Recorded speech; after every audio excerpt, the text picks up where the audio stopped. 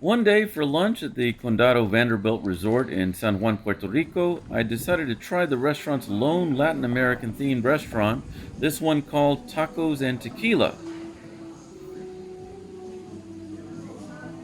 which serves Mexican food with some slight Caribbean twists.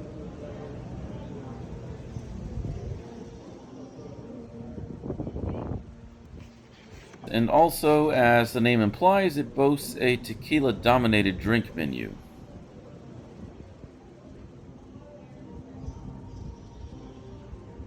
It was a beautiful sunny day, hot and humid as it is year round in San Juan, so I decided to dine al fresco poolside. I started off, based on a recommendation from the waitress, with the off menu special of the day, which was a chorizo taco. The masa based tortillas here are perfect. The green chorizo is a completely new experience for me. The heat sort of comes on at the end, but on first bite, I found it perfectly balanced, not overly fatty or greasy or spicy, with just the right amount of crema. Even the fresh pickled onions were not too acidic or overpowering, and I am an onion hater at heart. On the whole, this may be the best thing I had in my several days at the Condado Vanderbilt Resort. And the red sangria may have been the most refreshing sangria I've ever had. Perhaps it was the carbonation or the perfect ratio of wine to fruit and liquid, but interestingly, it wasn't as sweet or fruity as I was expecting either. It almost left the impression of a lambic beer like a Landauer Framboise. I guess I'd say it was somewhat more tart and not as baking spice centric as other sangrias I've had, but it was just perfect for a hot day.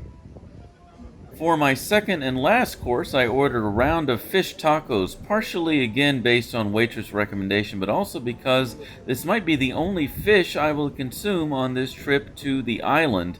And I did not regret my choice, as the fish is truly the star here. It's just so delicately fried, almost Japanese tempura style. The slaw is fresh and outstanding on its own, although it comes very close to detracting from the overall experience. It's one of the few menu items marked as spicy, but next to the chorizo tacos, there's only a very small hint of picante here. The fish melts in your mouth and fuses with the mashed avocado in the center, which brings me to perhaps my lone criticism, which is that the composite creaminess of this dish is almost one note, with very little textural contrast, and as you can see, each taco is awkwardly stuffed with enough filling to perhaps make several tacos.